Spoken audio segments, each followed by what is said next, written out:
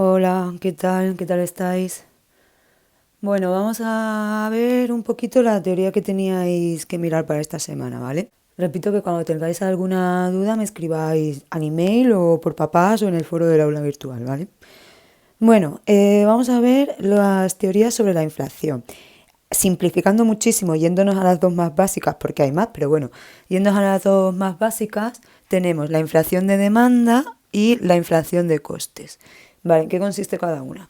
La inflación de demanda dice que si en una economía aumenta la demanda agregada, pues que van a subir los precios. ¿Qué es la demanda agregada? Pues todo lo que demandan todas las personas de la economía, ¿no? O personas, empresas e incluso sector público.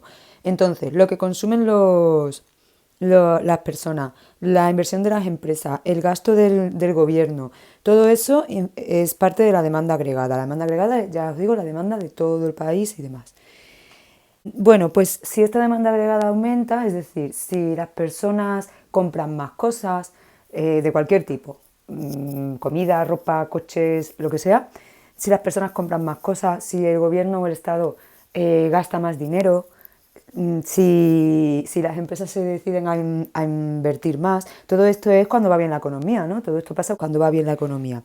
Pues si pasa esto, los precios suben. ¿Por qué? Porque cuando se quiere mucho algo, sabéis que los precios suben, eso ya lo vimos en temas anteriores. Si mucha gente quiere comprar una cosa, esa cosa va a subir de precio. Es como cuando algo se pone de moda y sube el precio. O mirar con los partidos de fútbol. ¿Qué entradas son más caras? ¿Las del Real Madrid o la del Alcorcón? Pues las del Real Madrid. ¿Por qué? Porque más gente quiere ir a ver al Real Madrid que al Alcorcón. Vale, entonces cuanto más gente quiere algo, más sube el precio. Pues esto es lo mismo. Cuanto más gente demanda cosas en la economía, pues se puede dar un aumento de precios. Y luego, por otro lado, tenemos la inflación de costes. Y esta es que si las empresas ven que los costes a ellos les están subiendo, es decir, imaginaos una fábrica de muebles, si la madera sube de precio, están aumentando sus costes, la empresa de fábrica de muebles. Vale, entonces, ¿qué va a hacer esa empresa? Subir el precio del mueble que vende para compensar. Otro ejemplo, mirar, el petróleo, todas las empresas necesitan del petróleo para funcionar, porque a cualquier empresa los materiales que compra, las máquinas que compra, las materias primas, los productos, todo le suele llegar con un vehículo que utiliza petróleo para funcionar, ¿vale? Entonces, cuando sube el petróleo, cuando sube el precio del petróleo, suele subir el precio de muchos productos de la economía. ¿Por qué? Pues porque a las empresas les cuesta más caro producir y entonces suben el precio, ¿vale? Y bueno, también está la mano de obra, materias primas. Por ejemplo, la subida del salario mínimo que se ha hecho hace poco en España. Esa subida del salario mínimo es un aumento de los costes para las empresas, ¿no? Porque donde antes podían pagar a un trabajador 700, 800 euros, ahora tienen que pagarle 900 y pico. Entonces, ¿qué pueden hacer o qué harán muchas empresas a raíz de esto? Subirán el precio de lo que venden. Si ellos para producir algo tienen que gastarse más dinero porque tienen que pagar más sueldo a un trabajador, pues lo que venden le subirán el precio para compensar que ellos se han gastado más dinero para producir. Bueno, vamos a ver ahora qué políticas se pueden llevar a cabo, puede llevar a cabo el gobierno para evitar la inflación. Os ponen aquí en el libro un par de situaciones con su respectiva política. Esto es una propuesta, digamos, o sea, no creáis que siempre que hay inflación de costes, por ejemplo, tenemos que hacer esto, o sea, esto pues es un poco un ejemplo, ¿vale? Entonces, cosas que se pueden hacer si tenemos inflación de demanda. Ya digo que se pueden hacer, no se tiene por qué hacer esto, se puede hacer otra cosa, ¿vale? Hay más políticas. Lo normal es que el gobierno haga una política fiscal contractiva, pero además lo complemente pues, con otro tipo de políticas, ¿vale? Bueno, el caso. Nos proponen en el libro que si tenemos inflación de demanda, hagamos esto, ¿no? Una política fiscal contractiva. ¿Qué pasa si la inflación es de demanda? Si la inflación es de demanda, lo que está pasando, como acabamos de decir, es que la gente consume mucho y las empresas también se gastan mucho dinero, invierten mucho y el gobierno también está gastando dinero y demás. Entonces, ¿por qué pasa esto? Porque hay mucho dinero en la economía va bien, entonces como la economía va bien la gente compra mucho, etcétera, y por eso está subiendo la demanda y con ellos los precios. Bueno, pues para evitar, no para evitar, sino para frenar un poco esa subida de precios, el gobierno lo que puede hacer es esto, política fiscal contractiva, que sería, por un lado, aumentar los impuestos. Entonces, ¿qué pasa? Si las personas nos suben los impuestos, vamos a tener menos dinero disponible para gastar porque hemos pagado más impuestos. Por lo tanto, gastaremos menos. Estamos frenando el exceso de demanda, ¿vale? Eso por un lado. Y por otro lado, disminuir el gasto público. ¿Por qué? Pues porque hemos dicho que el gasto del gobierno es uno de los componentes de la demanda agregada. Si el gasto público lo disminuimos, entonces esa demanda baja y por lo tanto bajan los precios. Las dos medidas irían encaminadas a disminuir la demanda, ¿vale? Dice aquí, disminuir el gasto público está peor visto ya que a la población no les gusta que se le corten sanidad, ayudas, etc. Bueno, a la población tampoco les gusta que le suban los impuestos, así que cualquiera de las dos cosas está mal visto. Si tenemos inflación de costes, los que nos propone el libro, esto no se suele hacer, ¿vale? Se hizo en los, aquí Fortuna L, se hizo en los años 70, ahora os explico un poco qué pasó en los años 70, pero bueno, se puede llevar a cabo. Se denominan políticas de rentas y en lo que consiste es en controlar los niveles de rentas, es decir, los niveles de salario, digamos. Cuánto puede cobrar una persona, por ejemplo, o cuánto puedes cobrar por un piso en alquiler, por ejemplo, también sería política de renta, ¿vale? Lo que se quiere es que las empresas se gasten menos en pagar los sueldos a los trabajadores. Mirad, aquí pone, esto no hace falta que lo sepáis, pero os lo cuento. Aquí pone que esto se hizo en España en los años 70. En los años 70 España tuvo, cuando murió Franco, se instauró la democracia y demás, tuvo una época que sí que tenía una inflación un poco alta, ¿vale? Del 20 y pico por ciento. Y entonces lo que se hizo en España, aparte bueno, se aprobaron muchas cosas en los pactos de la Moncloa, pero una de las cosas que se hizo es que se ordenó por ley que los sueldos no podían subir más de, creo que era el 22%, ¿vale? ¿Por qué? Porque se preveía que la inflación iba a ser justo del 22%. Entonces se impuso por ley que los sueldos solo subieran eso, no podían subir más, ¿vale? Porque si subían más del 22%, las empresas estaban aumentando sus costes por pagarle a los trabajadores más sueldo y entonces pues, nos llevaba a la inflación de costes. ¿Por qué si se permitía el 22%? Pues porque los precios iban a subir, o se preveía que iban a subir un 22%, entonces sí que se dejaba que los sueldos subieran en la misma proporción que los precios, para que la gente pudiera seguir comprando lo mismo que compraba antes. Bueno, eso era una curiosidad, ¿vale? No hace falta saberlo, pero ahí lo tenéis. Bueno, pues estas son los dos tipos de políticas que nos proponen para cada uno de los tipos de inflación, ¿vale? Seguimos. En el caso español, ¿a qué se debe principalmente la inflación? Pues muchas veces por los precios de la energía, que, bueno, pues la luz y demás, principalmente el petróleo, así como la dificultad de poder sustituir esa fuente de energía por otras.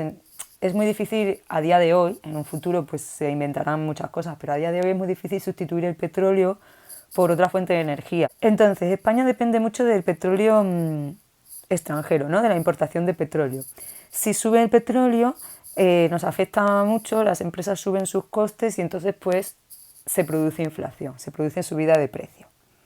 Otra de las cosas por las que en España ha habido inflación en algunos casos es la baja productividad de los trabajadores.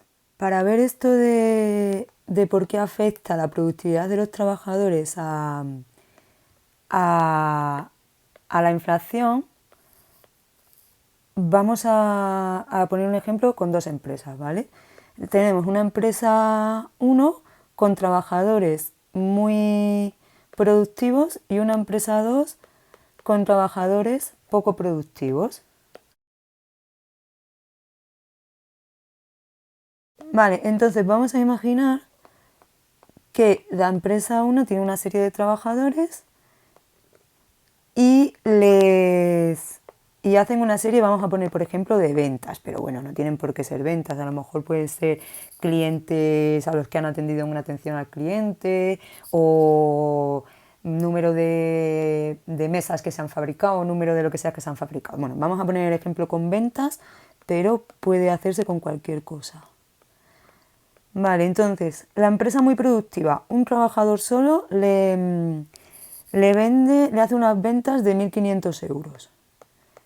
¿Vale? Y en la otra empresa, en la empresa que es poco productiva, a lo mejor un trabajador le hace unas ventas de 750 euros y otro trabajador le hace otras ventas de 750 euros. Entonces, ¿qué pasa? Que las empresas tienen que pagarle el salario, el mismo sueldo, ¿no? Porque si hay un salario mínimo que es de 900 y pico euros, pues hay que pagarle eso a todos. Imaginaos que estas empresas pagan el salario mínimo. Bueno, pues entonces la empresa 1 se gastaría en salarios, ¿cuánto? Si solo tiene un trabajador y estamos diciendo que a cada trabajador le pagamos 900 euros, pues se gasta 900 euros. Y la empresa 2 se gasta en salarios 900 euros más 900 euros. 1.800 euros. ¿Veis por dónde voy? Mirad. Esta en total 750 más 750 son 1.500, ¿no?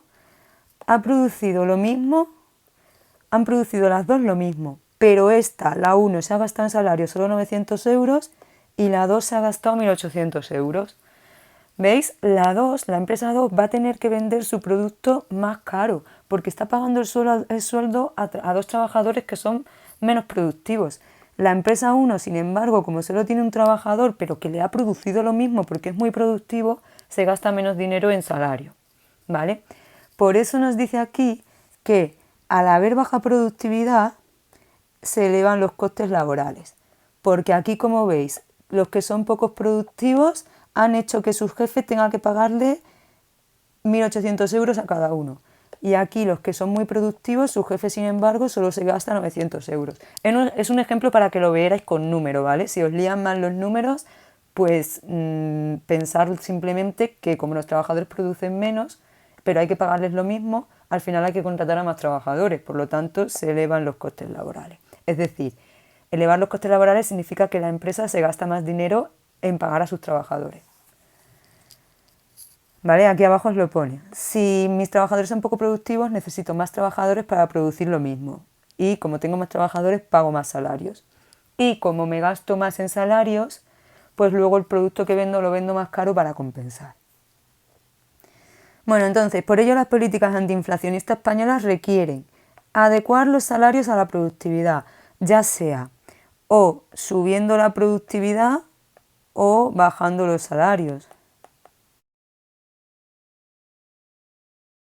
Elevar la productividad para que puedan aumentar los salarios, ya lo he dicho, sería eso. Y cambios estructurales que nos hagan menos dependientes de la energía y sobre todo del petróleo.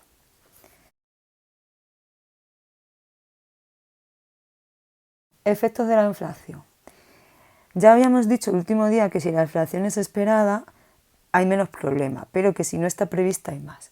Bueno, pues si la inflación es esperada, los costes de la inflación son la incomodidad de acudir a las instituciones financieras a recoger con mayor frecuencia el dinero y los costes de actualizar la lista de precios. Es decir, si todo el mundo sabe que los precios van a subir, pues bueno, al final suben los salarios, la gente se ajusta, pues se organiza mejor y demás, y los mayores costes son esos, que hay que manejar más dinero porque las cosas cuestan más caras. Y el segundo coste es que las empresas tienen que estar muy pendientes de ir subiendo sus precios, ¿vale? Actualizar la lista de precios es que las empresas tienen que estar pendientes de ir subiendo sus precios según está subiendo la inflación. Ahora, el problema si la inflación no está prevista es que los efectos son mucho mayores porque no nos los esperamos, ¿vale? Los tenemos aquí. Primer efecto, se pierde poder adquisitivo. Es decir, si tú cobras 1.000 euros, pero las cosas ahora son más caras, puedes comprar menos con esos 1.000 euros porque las cosas son más caras.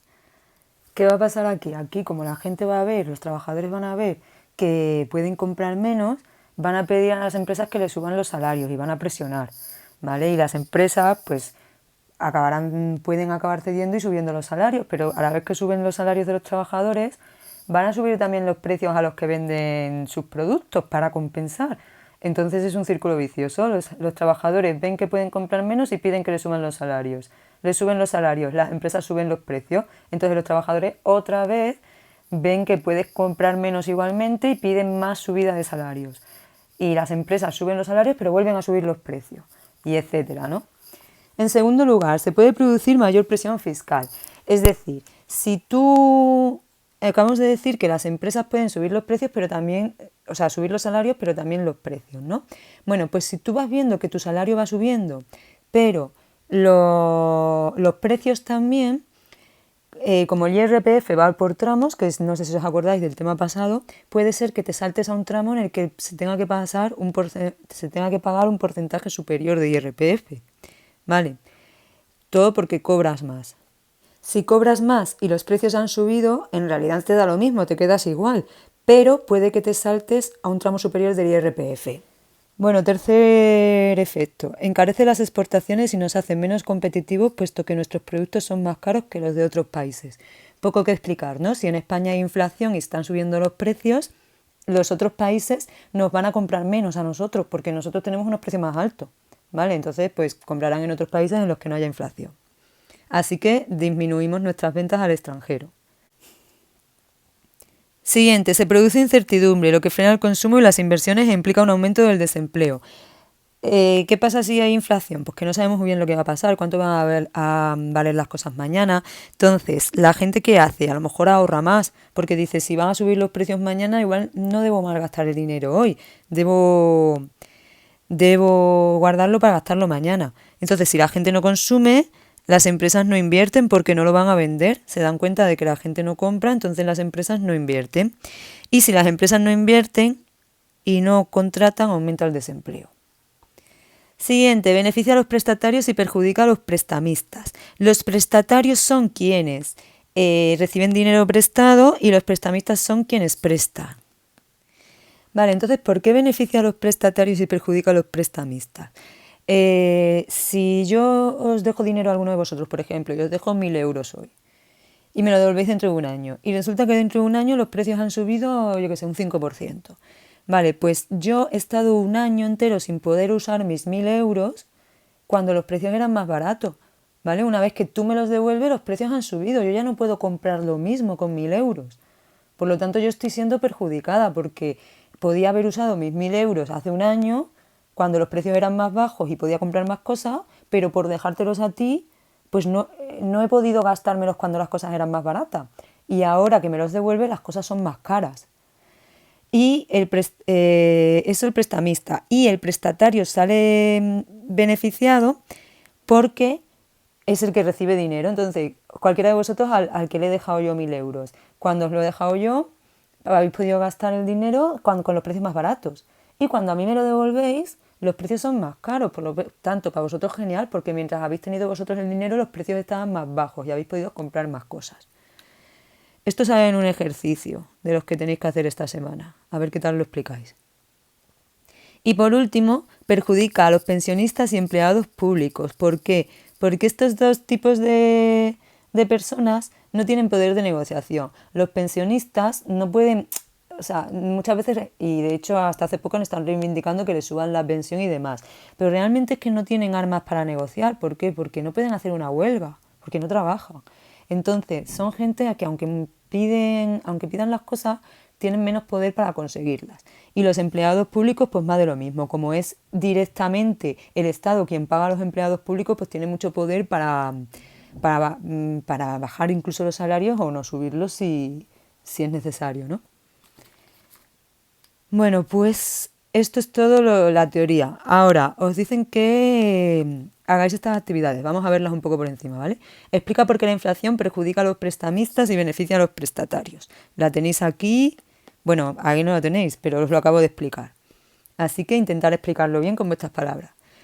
Luego, F, indica si las siguientes causas nos llevarían a una inflación de demanda o inflación de coste. Pues simplemente ponéis de demanda o ponéis de coste. Y ponéis el por qué, explicar un poco qué es la inflación de demanda y qué es la inflación de coste. Bueno, esto, esquema.